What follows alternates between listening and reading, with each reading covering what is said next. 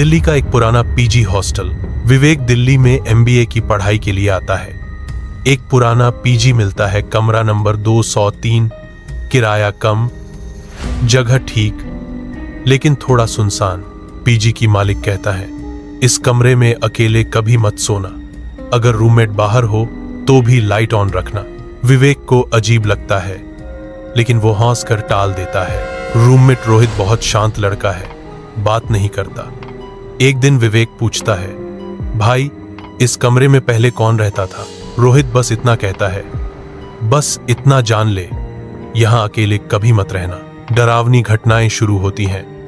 रात में दरवाजा खुद ब खुद खुलना, अलार्म अपने आप 3 बजे पर बजना, दीवार पर नाखून से खरोंच जैसी लाइनें। सपना आता है कि कोई लड़की रो रही है और कह रही है, मेरी बात क्यों नहीं सुनी? एक रात रोहित बाहर चला जाता है, विवेक अकेला रह जाता है। 3 बजे फिर वही सपना, लेकिन इस बार सपना नहीं, सच में बाथरूम से पानी गिरने की आवाज आती है।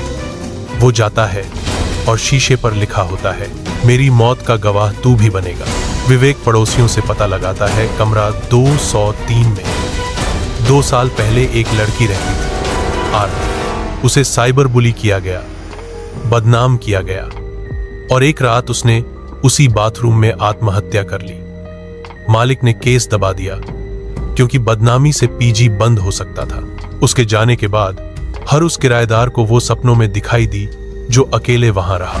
एक रात विवेक अकेला होता है और फिर आवाज आती है, क्या मुझे अब भी कोई सुनता है? वो कांपते हुए कहता है, हाँ मैं सुन रहा हूं, सॉरी मैं जानता नहीं था। अचानक सारे दरवाजे अपने आप बंद हो जाते हैं, लाइट चली जाती है। वो जिसमें वो हंस रही थी, आवाज आती है, अब चैन मिला, कोई तो था जिसने मेरी सच्चाई मानी। फिर सब शांत हो जाता है, पीजी खाली कर दिया जाता है, कमरा नंबर 203 हमेशा के लिए बंद कर दिया जाता है। लेकिन आखिरी सीन में बोर्ड पर लिखा होता है, टू लेट 203, और अंदर एक परछाई खड़ी दिखती है।